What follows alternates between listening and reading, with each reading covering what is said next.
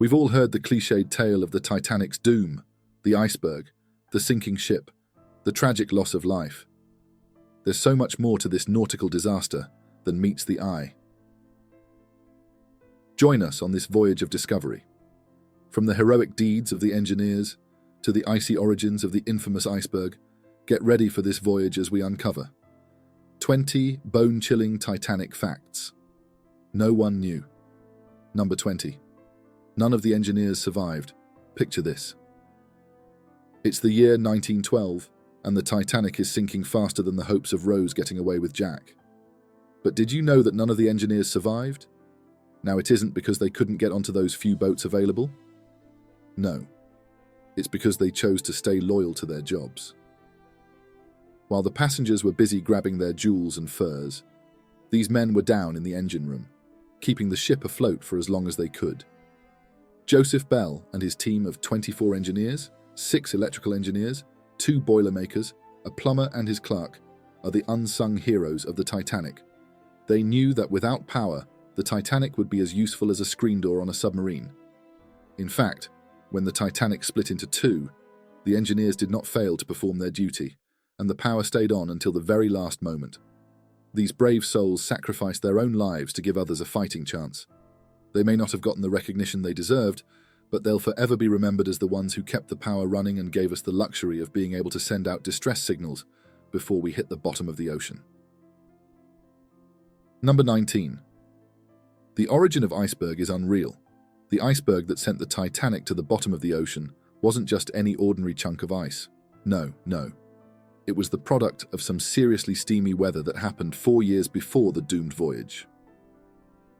A group of scientists at the University of Sheffield determined that the Titanic's iceberg nemesis was caused by a period of warm, wet weather that had weakened glaciers and made them more likely to carve the iceberg that finally did. The deed was a whopper of 400 feet in length, weighing in at a massive 2 megatons. That's about as heavy as a herd of 40 elephants or a small moon. The Titanic didn't stand a chance against this colossal iceberg that had been brewing for years. The iceberg buckled over 100 meters of the ship's hull like it was made of paper, and the rest is history. Who knew Mother Nature had such a twisted sense of humor? Number 18. There was an impostor funnel. Atop the Titanic's mighty frame sat 4 towering smokestacks, or as we like to call them, funnels now. You might assume that all 4 of these bad boys were working their chimney magic, billowing smoke into the sky. But hold on to your life jackets. Because reality had a different plan in a stroke of pure audacity, the crafty folks at the White Star Line decided that only 3 of those funnels would do any actual smoke-pewing work. Why, you ask?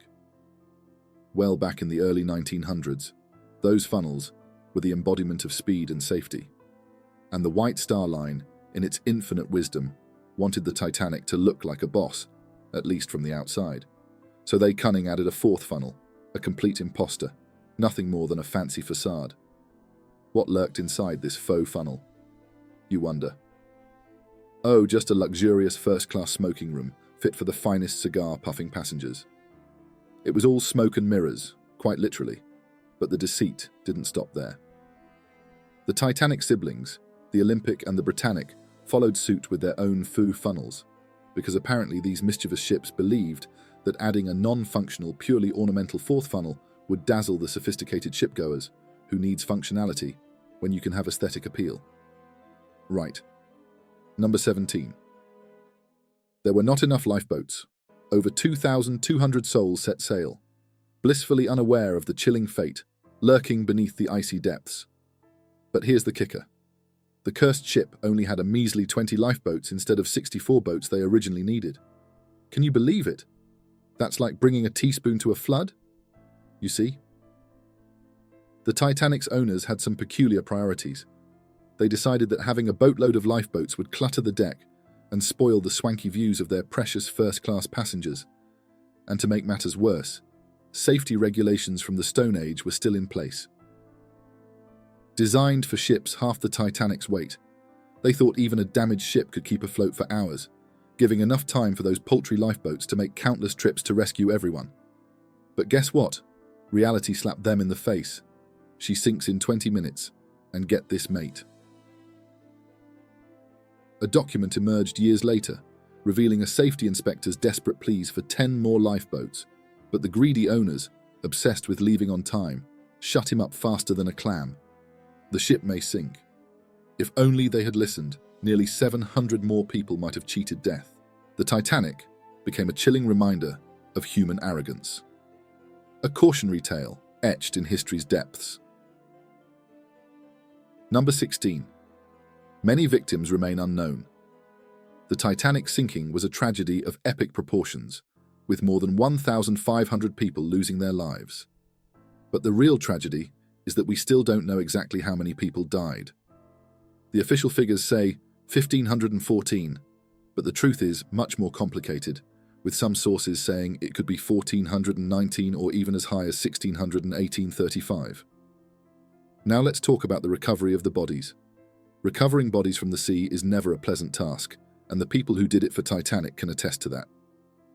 They had to recover between 316 and 337 bodies, so take your pick and get this. Only 23% of the dead were recovered. The rest, well, they're still down there somewhere. But wait, it gets darker. To this day, there are still bodies that remain unidentified. In fact, 42 of the bodies buried in Halifax, Nova Scotia, Canada remain unidentified. How can you identify someone when they were traveling under a false name, or when the lists of survivors were made amidst the chaos of the disaster in 2008? For example, they finally identified the body of a 19-month-old baby. Sydney Leslie Goodwin. It only took 96 years, but hey, better late than never, right? Number 15. Optical illusion that sunk the ship. What if we told you that the Titanic's demise wasn't just due to bad luck and poor navigation? The actual villain was an optical illusion. Yes, you heard that correctly. According to new research by historian Tim Malolton, atmospheric conditions that night were just right for superrefraction, a fancy term for the bending of light that causes mirages. Yep, you heard that right. The Titanic was done in by a mirage. Apparently, this phenomenon was recorded by several ships in the area, but no one realized the danger it posed. The Titanic's lookouts couldn't see the iceberg in time, and the nearby freighter, the Californian, didn't even know the Titanic was there. Why, you ask? Because the air was all wonky with layers of cold air below layers of warmer air, creating a false horizon that made everything look closer than it really was. The Titanic fired off distress rockets, but they looked much lower than they actually were thanks to the mirage, and when the Californians saw the rockets, they figured it was just some ship sailing away and didn't even bother to come to the Titanic's rescue. The more we hear it, the more we believe that this ship was cursed inside out. Number 14. Evacuation drill was cancelled. Did you know that lifeboat drills were a common practice among ocean liners in the early 1900s? Yep. Even the crew of the Titanic were expected to undertake these drills on a weekly basis. But you know what's crazy? On the day the Titanic hit an iceberg, the lifeboat drill was cancelled. And who made the call to cancel it? None other than Captain Edward John Smith himself. It's still a mystery as to why he decided to scrap the drill, but some say it's because he wanted to hold one last Sunday service before retirement. How noble of him, but hold on. There were reports of ice in the area, and other ships had even passed on warnings. So why on earth would the captain cancel the one thing that could prepare the crew and passengers for an emergency situation? It's like skipping the safety demonstration on a plane, because let's be real, when do you ever need to use it well? Unfortunately for the Titanic crew and passengers, their luck ran out that night. The Titanic struck an iceberg on April 14th and it sank, taking the lives of over 1,500 people. Maybe if the lifeboat drill had taken place, some of those lives could have been saved. Number 13. Musicians played till the end. You see, according to popular belief, the courageous band aboard the ill-fated ship played on until the bitter end, providing a small glimmer of musical comfort to the terrified passengers. James Cameron's iconic film Titanic depicted this heartbreaking scene featuring the hymn, Nearer, My God, to Thee, A Night to Remember. The 1958 film also portrayed a similar moment, but in reality, the band consisted of 8 musicians, not a quaint string quartet like the movies would have you believe. Led by Wallace Henry Hartley, they entertained the esteemed passengers in the first-class saloon and the ship's restaurant now. As for the music they played during the ship's final moments, the accounts differ contrary to popular belief. Survivor Harold Bride, the wireless operator, testified that the last tune he heard was Autumn, but let's not get too carried away with the tunes. The band, it seems, had the foresight to pack away their instruments before succumbing to the icy depths. Only 3 out of the 8 musicians' bodies were recovered, and in a dark twist, Wallace Hartley himself was found nearly 2 weeks later, clutching his case with his beloved violin inside. One could argue that his treasured instrument played a role in keeping his lifeless body afloat. How ironic, isn't it? Number 12. SS California Watch.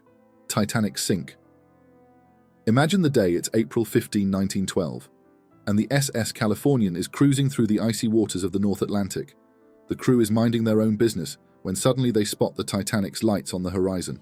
The Californian crew spots the distress rockets and reports it to Captain Lord, who is sound asleep in his cozy bed. Lord suggests they use Morse code to contact the Titanic instead of waking up the wireless operator. And when the officers on the Californian saw more rockets, did Captain Lord finally do something again? Nope, he just brushed it off, thinking they were just some company signals. But the real kicker is when the Carpathia arrived to rescue the survivors, and the Californian finally got off its lazy butt to go check out the scene. What did they find? Wreckage? And that's it. And the icing on the cake, Captain Lord's conflicting and incomplete testimony. He couldn't even get his story straight about whether he saw the rockets or not. Lord claimed his ship was 30 miles from the Titanic, but other crew claimed it was less than 20, and what happened to the ship's logs? Oh, they just conveniently disappeared. In the end, both inquiries found Captain Lord and the Californian crew at fault. If only they had listened to the distress signals, they could have saved more lives. Maybe even all of them. But hey, who needs to be a hero when you can just go back to bed, right? Number 11. It was a tragedy that could have been avoided.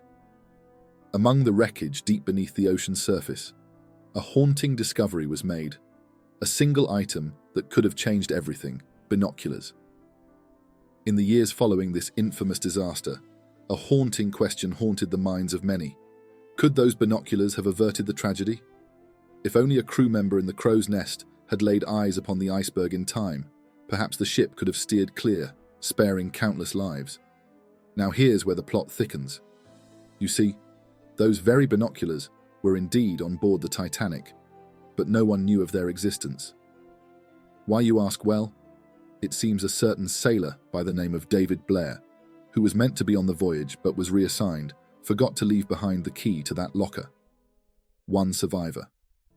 Fred Fleet boldly claimed that if those binoculars had been available, they would have spotted that iceberg in the nick of time. He swore they could have maneuvered the ship out of harm's way, but some skeptics argue that it was just too darn dark out there, no moon to light their path, and the sea was eerily calm without a ripple to give away the lurking danger of icebergs. Number 10. On board was Myth's Unsinkable.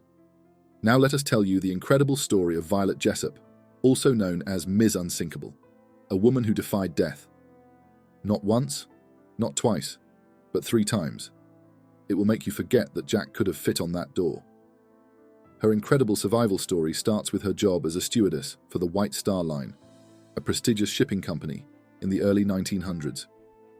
In 1911, the RMS Olympic, the ship she was working on, collided with the HMS Hawke, causing severe damage to the ship, but Jessop and the other crew members managed to get the ship back to port for repairs, saving everyone on board.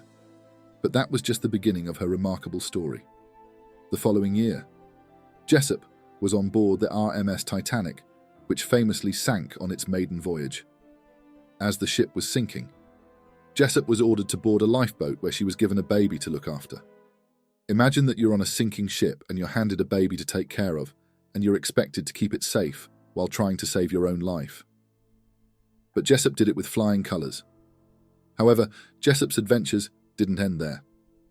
In 1916, she was on board the HMS Britannic when it hit a mine and began to sink. Jessop managed to escape the sinking ship, but sustained a fractured skull in the process. Despite all of her experiences, Violet Jessup continued to work on ships, and she even served as a nurse during World War I.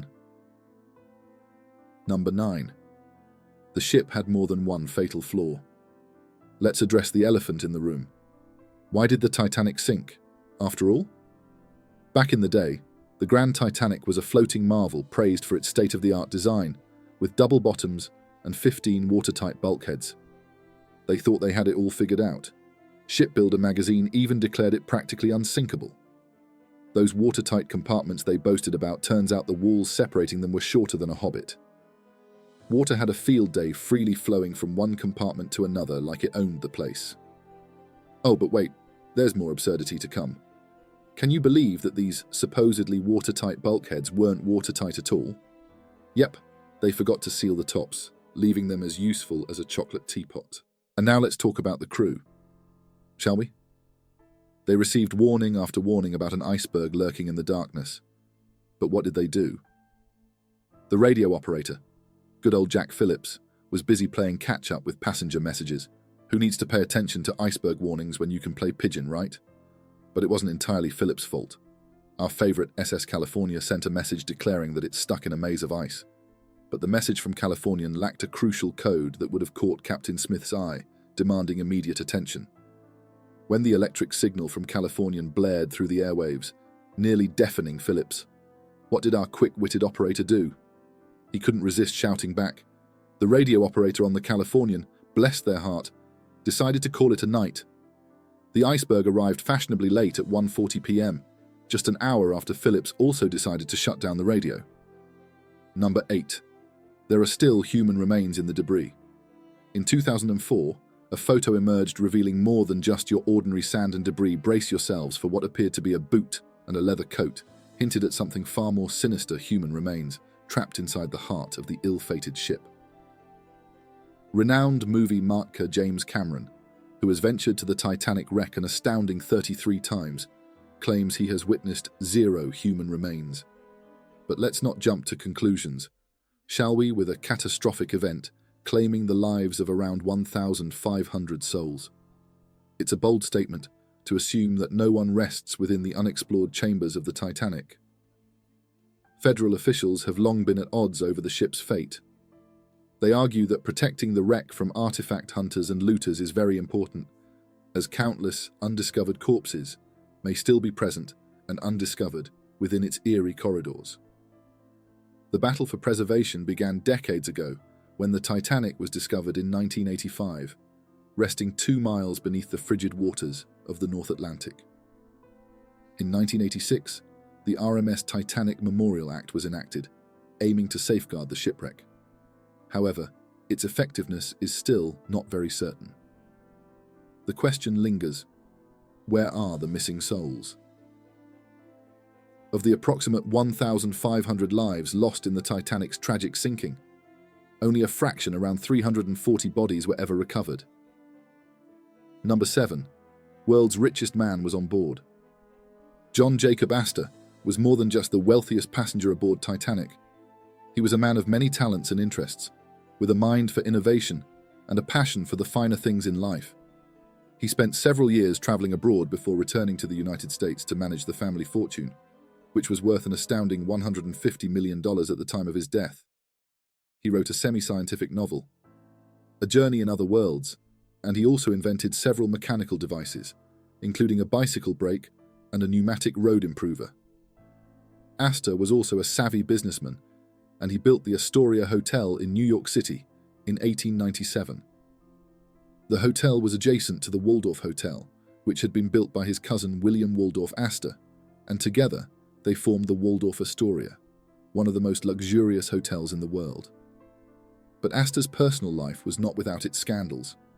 He divorced his first wife, Ava Shippen, in 1909, and married 18-year-old Madeline Force in 1911. They embarked on a trip to Egypt and Paris before deciding to return to America as first-class passengers aboard the Titanic. Tragically, John Jacob Astor did not survive the sinking of the Titanic. His body was recovered from the sea on April 22, 1912, and he was buried in Trinity Cemetery in New York. Number 6. People died before the voyage. We all know about the tragic loss of life on the ship itself. But did you know that even before it set sail, the Titanic claimed the lives of 8 workers and had a whopping 28 severe accidents during its construction? And if you thought that number was high, get this. They were actually expecting even more deaths. Given the time period, the Titanic cost a hefty £1.5 million to build, and generally they allowed for 1 death for every £100,000 spent. So they were anticipating around 15 deaths. How messed up is that most of the 8 people who died during construction fell from the ship or its staging. But the story of James Dobbin is especially chilling. He was a shipwright who was crushed to death on the day the Titanic was launched in front of 10,000 people, no less. Just as the ship was sliding into the river lagoon, poor James was losing his life.